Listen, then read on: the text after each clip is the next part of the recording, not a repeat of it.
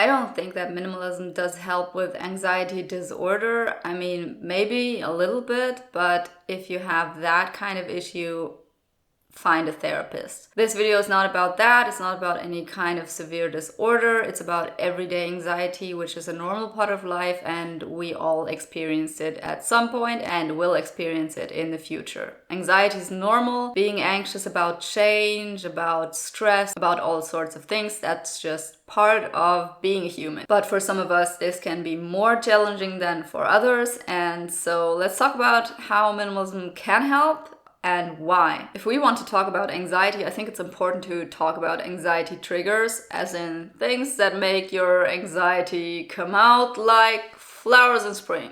Let's start with the most boring example. If you don't have enough sleep, that can cause anxiety. Why? Because you're more stressed out, you're more on edge, and basically everything is just more overwhelming. How does minimalism help with that? Well, if you have less shit to look after, you have more time to take care of yourself. Also goes to quality of sleep. If you have a room full of garbage and stuff that distracts you, that is all information your brain has to filter out, and eventually, that's stressful for your brain. You might not even notice it, and some people go like, oh yeah, I kind of don't worry about that mess, I don't really need a tidy room or anything. But what you're really saying is, I have no idea if this stresses me out or not, and I'm not willing to try because I'm lazy. Just try it, for fuck's sake. Owning less stuff saves you a fuck ton of time, and if you don't believe that, you still have too much shit. Visual stimuli in an overwhelming environment. Also a trigger of anxiety. Why? Again, the brain needs to filter out distractions in order to be able to focus on the stuff that is important. I like the term visual calm because that's actually what it is. You remove the background noise in order to hear clearly. Like, that's what I do with my audio recordings, and I hope it works. The same you do with a messy environment. You don't need a desk full of stuff. Like, you don't want to see my desk right now. It's a lot. Trust me, a desk with less stuff on it is a better desk. There's this empty phrase with the genius and the boring person, and the genius being preferring the chaos or some bullshit. You guys, I've worked with plenty of geniuses. Some of them are messy, others are not. I don't think that correlates, but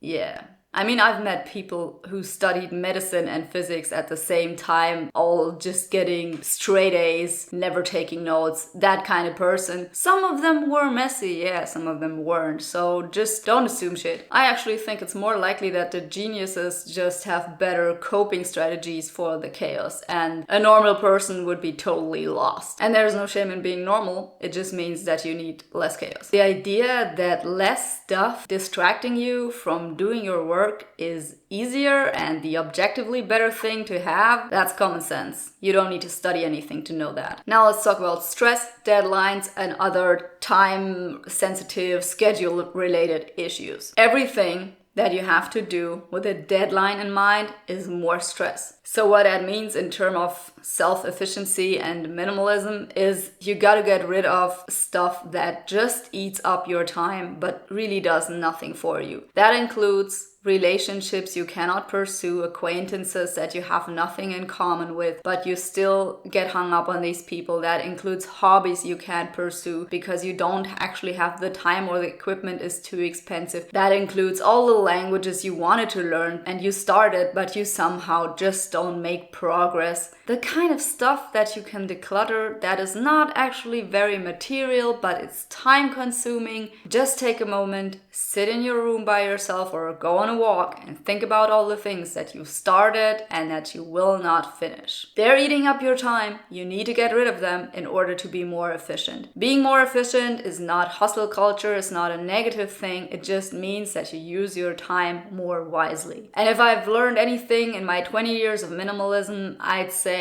wasting time is like one of my only regrets ever. And regrets mean guilt. And guilt isn't productive. Next will be your work environment. Work is stress. Why? Because you have to do it. You don't do it for recreational purposes. If that's part of your job, that is awesome. But then you are a minority. Most people cannot say that they never work a single day because they do what they like. Most people have to work. So if you are one of most people, which I assume as you have come across the video and you are just a part of the distribution, you need a space to wind down. When you come home from work, you just want to relax. And guess where you can relax better? Yeah, in a neat and tidy environment. Just do the following thought experiment. Do you sometimes have the feeling that you would like to escape and just have a break and go to a nice hotel? So why is that? Is that because you need to get away from all your stuff, all your responsibilities, or you just want to see a different place? If it is because you want a break, maybe your place is actually stressing you out. When I come home from work, I just want to sit down and I don't want to see stuff that is not done. I don't want to see any sort of household chores. I don't want to see any dirt. I don't want to see any stuff lying around,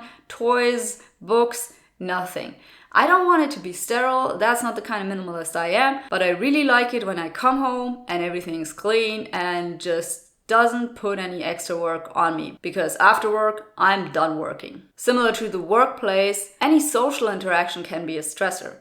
Depends on how delicate of a flower you are, but I find social interaction quite draining. And I think it's just like with work. After that, you just want to come home to a place, you want to relax, lie down, put your feet up, read a book, maybe not read a book, maybe just close your eyes and pass out. So where you want to do that? In a nice environment. Nice, clean, tidy environment with not a lot of stuff that you have to look at. That takes away from you winding down. And then probably one of the most underestimated factors would be financial issues. Financially, you can do a lot better if you don't spend a lot of money because you don't need a lot of things, because you don't need to take care of things. The best example would be a car. In the city where I live, I really don't need a car. I can get anywhere and everywhere with public transport. Yet, I have a car for vacation, but it's a lot of stress to look after a car. There's even a whole book on how to go without a car and how to do your thing and live your life, even with kids here in Germany, and embrace that kind of simple lifestyle. It's not for me. I want to go to the hospital and be there in like 5 minutes,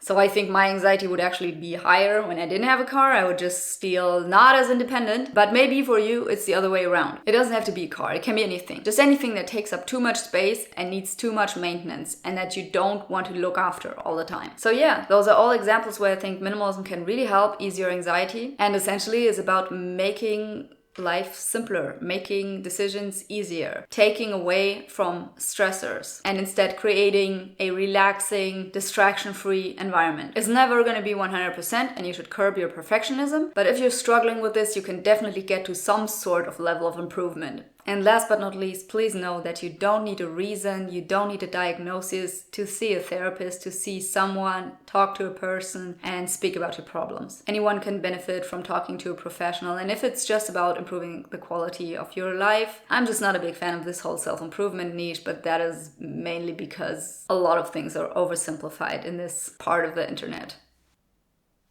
That's it.